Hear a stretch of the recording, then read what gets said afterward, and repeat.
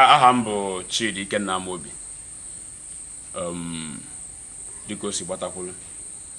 oyibo na-akpịa dị producer ọ mepụta ejije a ka anyị na-eme ugbu a ka anyị mepụtaba ejije Igbo ka ndị Igbo kiri ibe ejije Igbo ndị Igbo ndị nọ n'ala Igbo ndị nọ na mba dị iche iche ma ndị nọ n'obodo oyibo ka ha na-ekiri ejije Igbo ama m ka ọ dị n'oge mbụ ka anyị wechetakwa ya otu ahụ ọ dị n'oge mbụ n'ụbọchị nke taata. Mụ nwa bụ Samuel Osagie abụ nwa afọ Ịsan nke dị n'Edo steeti mana ife gbasara Igbo asụsụ Igbo na omenala Igbo na-atọ m ụtọ rinne ya ka m ji wee sị na m ga-eme Igbo malụ na-eme Igbo solu na-asụ Igbo solu na-ede Igbo solukwa mee ejije dị nke ndị Igbo onye ka m ji wee solu ọyị nwoke bụ Chidi Ikenna Amobi mgbe nnakwado ego ọlụ oyibo ka m sị ya nna enwefe ige nka m nwede ọlụ jee gba mbọ ka ụmụazị ibe m ọ sị m mba mara makwa anị mana ọ lee anya na ada eji ego anị azụ afịa na ya agbaghị n'alụ n'afịa ọ kịta ya na ọsụ ga-ewere ego anị wee kwa anya ọ bụla eziokwu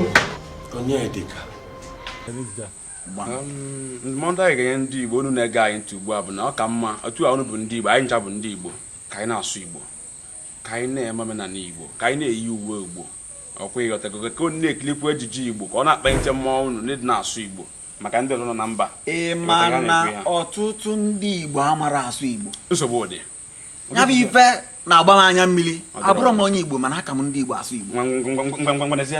ya bụ ife dị egwu ebe onye mba na-asụ Igbo ọ bụzi agwa bụ onye Igbo negodo onwe gị na negodo onwe gị bụ onye Edo steeti na-asụ Igbo ọ bụzi agwa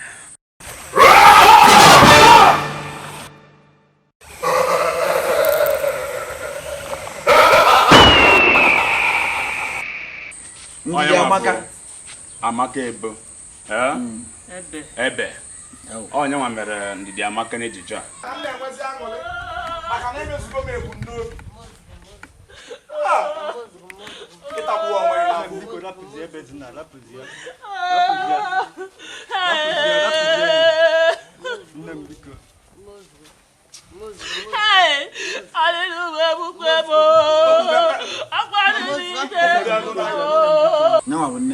nne mụrụ ọmụmụ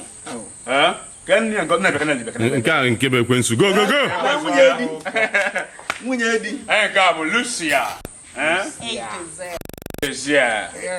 ekwensu na fim